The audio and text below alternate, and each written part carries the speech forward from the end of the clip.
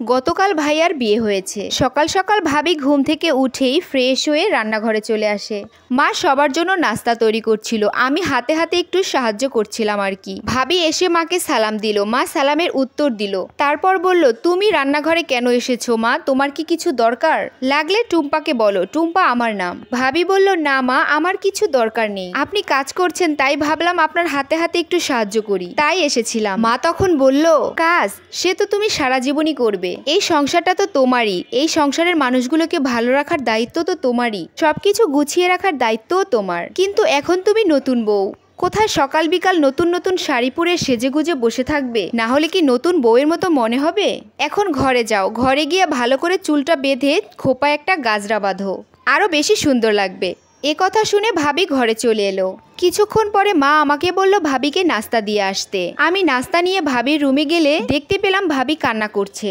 তখন আমি ভাবিকে জিজ্ঞেস করলাম, তুমি কান্না কেন করছো? মা তো তোমাকে একটুও বকলো না, বরং তোমাকে এত ভালোবাসলো।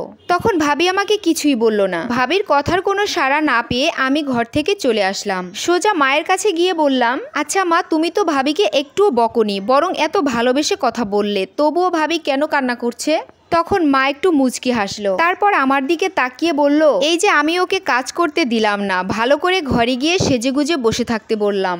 আমার কাছ থেকে তোর ভাবি এই ব্যবহারটা আশা করেনি, ও আমার মধ্যে ওর মায়ের ছাপটা দেখতে পাচ্ছে, তাই আনন্দে কান্না করছে। শাশুড়িরা কখনো মায়ের মতো হতে পারে না, মায়ের মতো ভালোবাসতে পারে না। বৌমা সেটাই ভেবেছিল, কিন্তু আমার কাছ থেকে ও উল্টোটা পেয়েছে। তখন আমি মায়ের কোনো কথাই বুঝতে পারিনি, খানিকটা রাগও হয়েছিল।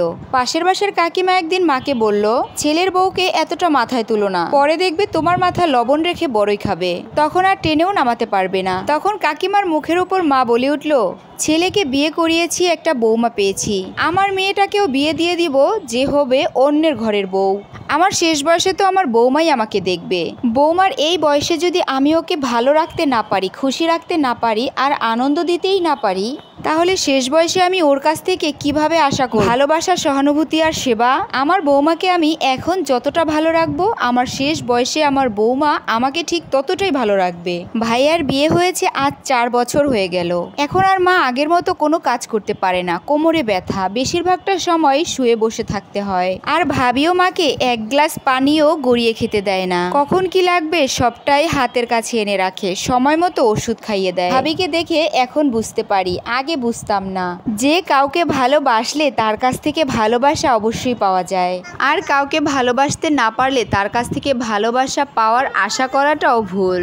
গল্পটি ছিল একটা আপুর মা আর ভাইয়ের বউয়ের সাথে কাটানো খুব মিষ্টি মধুর কিছু মুহূর্ত, যা এখন আমাদের সমাজে নেই বললেই চলে। বর্তমানে তো ছেলের সাথে দাঁড়িয়ে একটু বৌমা কথা বলারও সাহসটুকু পায় না।